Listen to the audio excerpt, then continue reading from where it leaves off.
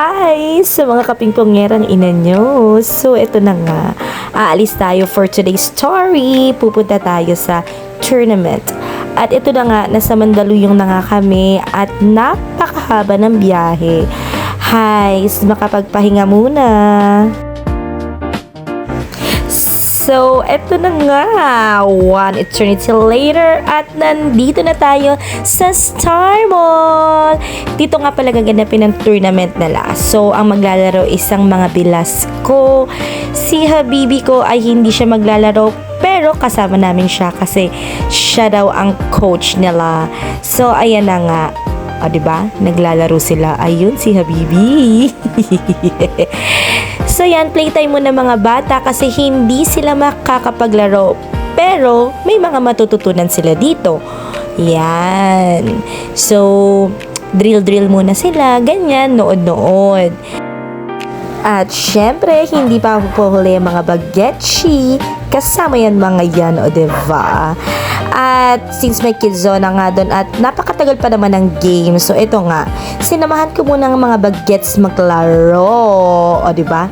Hi, yan. Huwag kayong maingay pero takas lang yan. Ang ina nyong bodolera.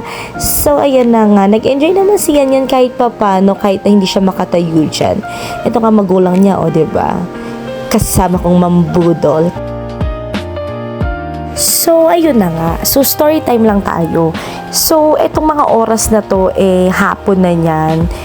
Top 8 na sila niyan. So, ang ginagawa na namin yan is kumakain na nga kami para may energy kami. Etong dalawa, super play pa rin talaga sila. At ayan na nga, quarterfinal na. Dalawa sila naglalaro. Grabe yung cheer namin dyan. Nakakaloka, syempre. Gusto namin silang dalawa maglaro sa championship. Pero carry longs. At ayan na nga, moment of truth. Championship na. So, grabe din ang tension niyan. Yung mga bata, nanonood talaga niyan. Tinitingnan nila kung paano maglaro yung tito nila. Syempre, para may matutunan din sila. So, 2-0 na. Lamang tayo ng mga panahon na yan. Magaling din talaga yung kalaban niya. Pero, syempre, laban ko laban pa rin.